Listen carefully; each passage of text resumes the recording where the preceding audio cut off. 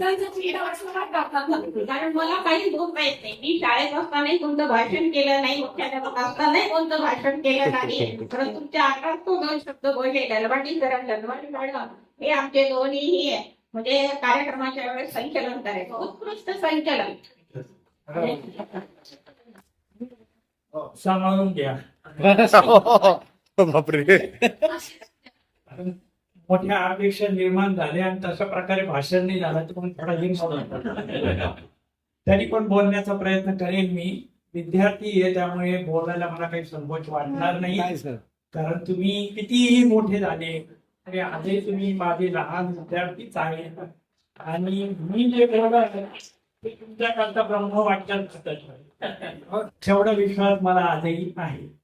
आणि जे काही तुम्ही बोलले त्याच्यातून मला ते जाणवलं की आजही विद्यार्थी शिक्षकांची सगळ्यात मोठी कमाई तीच असते की जेव्हा विद्यार्थी शिक्षकांचं कौतुक करतो, त्यांच्याप्रती कृतज्ञताचा भाव व्यक्त करतो, ते सर्वात मोठं यश असतं. आणि ते यश, ती संपत्ती आम्हाला भरपूर मिळाली. आजही विद्यार्थी मिळाला तर तो थोडा दूरच उभा राहणार, जवळ येणार नाही. तो मग इंजिनियर असो, डॉक्टर असो, कोणी असो, बस ते म्हणजे आजही ते आमचं टिकून आहे याचा आम्हाला खूप आनंद आहे.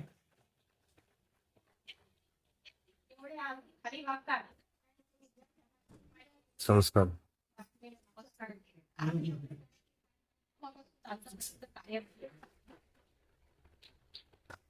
आज बालपणानिमित्त बालपणापासून तुम्ही एकत्र होते आणि बालपणाच्या सर्व आठवणी तुम्ही या ठिकाणी जागवल्या. आणि बालपणाच्या ज्या आठवणी असतात तो एक आपला अमूल्य ठेवा असतो. आपण नंतरचं कॉलेज लाईफ झालं किंवा पुढचं आयुष्य ते शिक्षण, पण पहिलीचं शिक्षण सगळ्यांना आठवतात. हे महत्वाचं राहतं. आपण पुढचे 8वी 9वी 10वीला कोण होते, 9थे कॉलेजला कोण होते, म्हणजे तितकीशी अटॅचमेंट नसते जितकी लहानपणी जे आपल्याला शिक्षक असतात त्यांच्यासोबत आपली जी अटॅचमेंट असते ती पुढे नसते. आणि लहानपणामध्ये म्हणतात की बाबा बचपन में पैसा कम था लेकिन बचपन में दम था.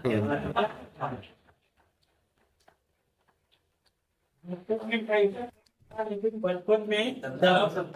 आणि बालपणीची जी मैत्री आहे ती बऱ्याच पुढेपर्यंत जाते. आणि बालपणी मैत्री करताना आपण जात पाहत नाही, धर्म पाहत नाही, लहान मोठेपणा पाहत नाही, गरीब श्रीमंतपणा पाहत नाही, फक्त मित्र किंवा मैत्री हे महत्वाचं असतं. आणि त्याच्यापैकी बरीच लोकांची मैत्री पुढेपर्यंत कायम जाते. तर मला आता तुम्हाला ह्या निमित्तानं विचारायचं आहे की जी लहानपणापासून मैत्री होती ती आजपर्यंत टिकून आहे असं कोणी आहे का याच्यात? आहे ना, सगळे जवळपास. बालवाडीपासूनच सर, काही बालवाडीपासून आतापर्यंत, बालवाडीपासून. मैत्री आपली कायम करता टिकते. आणि तिथं मग आपल्याला या सगळ्या गोष्टीचं काही महत्व नसतं किंवा जात कोणती, धर्म कोणता, तो घरातला का श्रीमंत घरात. तसं जर आपण सर्वसाधारण पाहिलं तर सगळे गरीब कुटुंबातून किंवा अशा कुटुंबातूनच आपण पुढे आलेलो आहोत. आजची परिस्थिती त्या काळची परिस्थितीचा जर विचार केला तर खूप फरक होता. छोटेसे घर, छोटस हे सगळं म्हणजे खूप कमी याच्यात होतं. एखादा दुसरा असेल की जे पहिल्यापासूनच व्यवस्थित आहे, बाकी सर्वसाधारण आपण कमी याच्यातूनच पुढे आलो आणि आज इथपर्यंत आपण या ठिकाणी पोहोचलो. ही महत्वाची गोष्ट. आणि आज काही या निमित्तानं मी तुम्हाला प्रश्न विचारू इच्छितो किंवा तुम्ही बालवाडीत किंवा पहिली झाला तर रडत रडत कोण आला? सगळे म्हणजे आठवणी जागा ठेवल्या. आम्ही पाहतो की बरेच मुलं रडत येतात, पालक बळजबरी बसवतात, तर तसं रडत आलेले भरपूर आहे. सुपर आहे प्रमाण.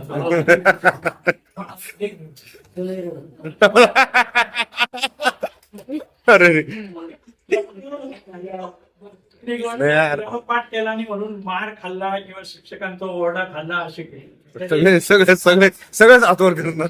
तेच मॅडम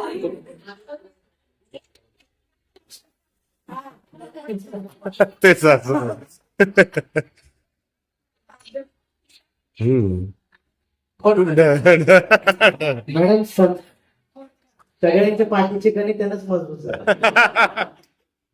मला आता तोच प्रश्न विचारायचा, सगळ्यात जास्त खोड्या करणारा कोण होतो तुमच्यापैकी?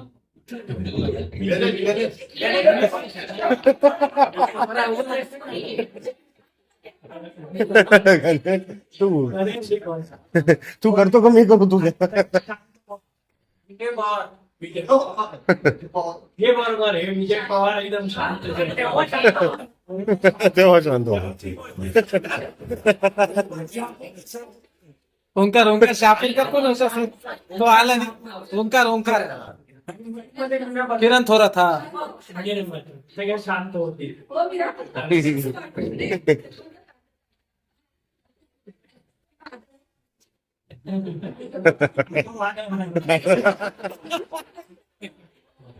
पण आता तुझ्याकडे सासरी आला. आता इकडे नव्हतं.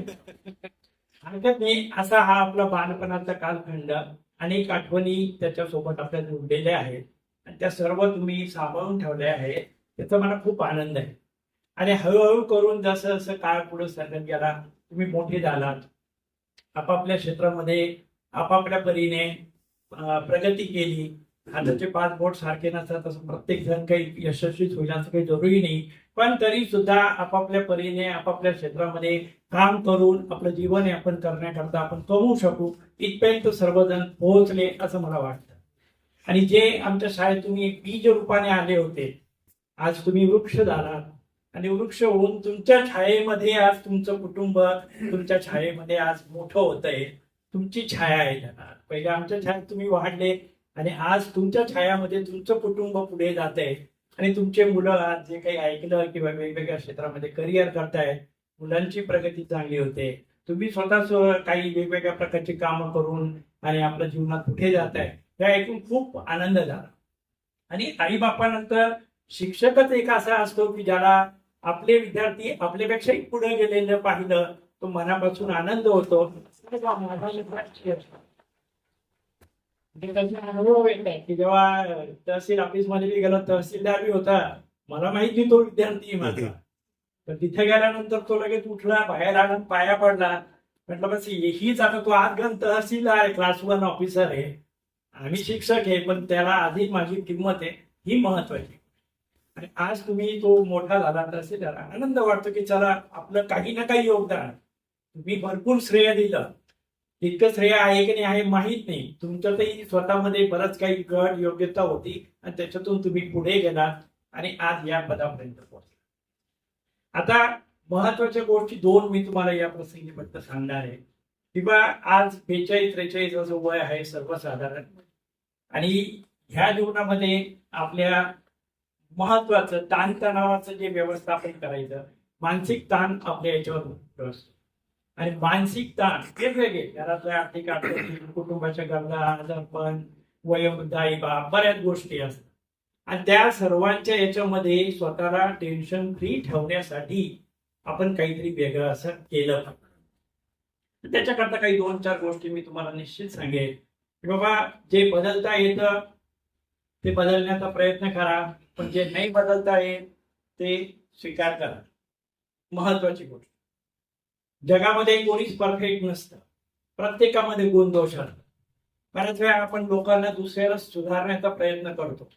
बऱ्याच वेळा आपल्या मनाविरुद्ध जर तो वागला, आपल्याला वाटतं त्यांना असं वागावं, असं बोलावं, असं करावं, पण त्याची प्रकृती वेगळी आहे, त्याला निसर्गाने वेगळ्या प्रकारे घडवलेलं आहे, तो त्याच्या पद्धतीने चालला, ते स्वीकारलं पाहिजे की बाबा ते त्याचं धाकणीनं तो चालतो हे तो तसाच.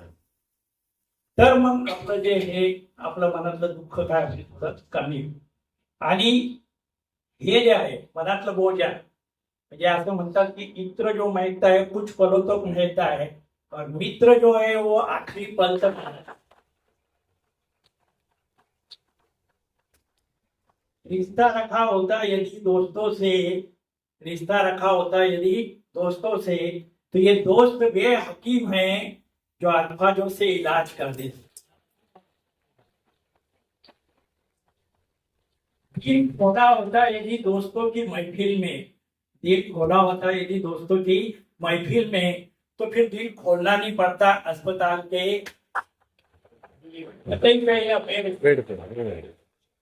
कारण तुम्ही सगळे मोठे आहात, सगळं तुम्हाला जग माहीत आहे, ज्ञान माहीत आहे, पण तरी काही गोष्टी या सांगाव्याशा वाटतात की बाबा मानसिक ताणतणावाला कुठेतरी आपण व्यवस्थापन करण्याचा प्रयत्न केला पाहिजे आणि त्याकरता निदान 10 मिनिटं 5 मिनिटं रोज आपण ध्यान केलं पाहिजे. आवाज येते का? आता ध्यान केलं पाहिजे ही महत्वाची गोष्ट. आणि एक छोटीशी कथा आहे, वेळ थोडा घेतला चालेल? सर बोला सर. हो सर नाही सर बोला सर. बोला सर बोला. नाही सर. सर ही वेळ उद्या नाही येणार. नाही तर मग इकडे पोटामध्ये हे नाही चालेल सर. सर ठीक असलं की सरकारी संपादन पुढे म्हणाल ती नाश्ता फुल पुढे झालेला आहे. तिला आले आले नाश्ता दिला आम्ही नाश्ता फुल झालेला आहे. नाश्ता दिला तुला आले आले इकडे आहे तो फिर एक नाही दिला. तर बरेच ओझं एक गोष्ट आहे छोटीशी किंवा साधूची जे एक माणूस त्याच्याकडे तुम्हाला खूप दुःख आहे त्याच्यातून मला दूर करण्याचा प्रयत्न करा. तर गुरुजींनी त्याला प्रत्यक्ष न देता उदाहरण हेच केलं, पण एक काम करतो 15 किलोचं ओझं घे आणि ओझं घेऊन तू माझ्याबरोबर जंगलात जा. थोडा वेळ चालला तो, काही वाटलं नाही, पण जसं जसं पुढं गेला तसं तसं त्याला ते जाणवू लागलं की ओझं काय झालं. आणि मग त्याला साधूजींनी सांगितलं की बाबा हे काय कर, तू आता ठेवून दे खाली आताच. तर मग त्याला काय वाटलं, रिलॅक्स व्हा. बस तीच गोष्ट आहे की आम्ही अनेक गोष्टींचं ओझं घेऊन चाललोय. ते ओझं काही आमच्यापासून कमी होत नाही आणि ते ओझं घेऊन चालत असल्यामुळे आम्ही दुःखात. हॅलो. ते ओझं जेव्हा आमचं कमी होईल तेव्हा आम्हाला कुठेतरी जीवनामध्ये शांतता लाभेल. ये ना सगळं मिळून सुकून जो आपण बोलते हॉलमध्ये ये हॉलमध्ये जिंदगी में सुकून चाहिए, सुकून छोड़ के सब है. ये हॉलमध्ये बंगला है, गाड़ी है, बच्चे है, सब है, सुकून नहीं मिलता. और सुकून के लिए अलग से अपने को क्या करनी पड़ेगी, कोशिश करनी. ये महत्व की बात. मन शांती. आणि मन शांती तर झाली त्याच्याबरोबर शरीराचं आरोग्य पण आवश्यक आहे, हेल्थ पण आवश्यक आहे. आणि हेल्थ कडे लक्ष देणं, कारण बघा तुम्ही आजारी पडलं तर त्याची देखभाल करायला कोणी आहे. म्हणजे पुढचा जो काळ आहे, आता 45 झाली तुमचे, आणि पुढचा काळ जर तुम्हाला सुखात घालवायचा असेल तर तुम्हाला हेल्थ कडे बघणं गरजेचं आहे. आरोग्य, कारण आरोग्य चांगलं राहिलं शेवटच्या क्षणापर्यंत तर जीवन व्यवस्थित जाईल. नंतर आरोग्य खराब झालं तर मग मात्र आपलं आयुष्य पुढचं सगळं खराब. हा एक गोष्ट म्हटली जाते किंवा life is as a game, म्हणजे लाईफ एक खेळासारखी ज्याच्यामध्ये 5 बॉल आपण एकदम वर फेकतो. त्याच्यामध्ये एक वर्क आहे, एक फ्रेंड्स आहे, एक तुमची फॅमिली आहे, एक हेल्थ आहे आणि एक स्पिरिट आहे. आणि या 5 बॉल एका सोबत वर फेकले आणि त्यांना पकडायचं आहे तर त्याच्यामधला फक्त एक वर्क बॉल असा आहे की जो रबरी बॉल, तो खाली गेला तरी परत वर येतो, बाउन्स करतो. म्हणजे तो वर्क आहे तर त्याच्यात काही कमी जास्त झालं तर आपण परत त्याच्यात दुरुस्त करू शकतो, परत नवीन काही चालू करू शकतो. पण बाकी जे 4 बॉल आहे ते ग्लासचे बनलेले, काचेचे बनले. त्याच्यामध्ये नंबर 1 फॅमिली. जर फॅमिलीमध्ये जर नाती गोष्टी बिघडली, तुटली तर ते परत जोडणं मुश्किल. फ्रेंड्स एकदा जर आपल्यापासून दुरावले ते परत आपल्याशी मिळणं मुश्किल असतं. आणि हेल्थ, आता किती मेडिकल सायन्स पूर्ण पुढे गेलं तरी अनेक आजार असे की ज्याच्यावर काही इलाज ते मरेपर्यंत सांभाळायचे. आणि ते हेल्थ जर गेली एकदा तर मग ते कायमपर्यंत. आणि स्पिरिट म्हणजे उत्साह. जोपर्यंत उत्साह आहे तोपर्यंत आपण काम करणार. एकदा जर उत्साह मावायला शरीराची क्षमता खतम झाली तर मग नंतर तुम्ही काय करू शकता. तर त्यांना सांभाळणं गरजेचं. या निमित्तानं मी तुम्हाला 2 गोष्टी अवश्य सांगणार आहे की एक मानसिक स्वास्थ्याकडे लक्ष द्या आणि दुसरं शरीराच्या स्वास्थ्याकडे लक्ष द्या. कारण येणाऱ्या काळामध्ये हे 2च आपले खरे सोबती आहे जे शेवटपर्यंत आपल्याला सोबती आहे. बरोबर, या 2 गोष्टीकडे तुम्ही लक्ष द्या. जास्त बोललोच आहे मी, पण आता पुढे जास्त बोलणार नाही. आणि शेवटच्या याच्यामध्ये टप्प्यामध्ये शुभेच्छा देणार तुम्हाला की तुमचं येणारं जे आयुष्य आहे ते सुखी, समृद्ध, निरोगी, चांगल्या प्रकारे चालावं. तुमचे जे पाल्य आहे त्यांचं चांगलं करिअर घडावं, त्यांनी खूप प्रगती करावी ही मनापासून तुम्हाला सर्वांना शुभेच्छा. आणि या कार्यक्रमासाठी तुम्ही मला या ठिकाणी आवर्जून बोलवलं. विशेष करून विलास, मुकुल, सतीश यांना मी विलासला सांगितलं तर की घरी नाही आला तरी चालेल बाबा, व्हॉट्सअपवर पत्रिका टाकून दे, काय अडचण नाही आहे त्याच्यामध्ये. ते म्हणे सर आम्ही घरी येतो. ते वेळात वेळ काढून घरी आले. दीपाचा फोन पण आला होता. त्या सर्वांचा आभार. तुम्ही या निमित्तानं तुमच्या आनंदामध्ये आम्हाला सहभागी करून घेतलं त्याबद्दल पुन्हा एकदा मनापासून आभार मानत मी माझ्या 2 शब्दांना देणार. धन्यवाद सर.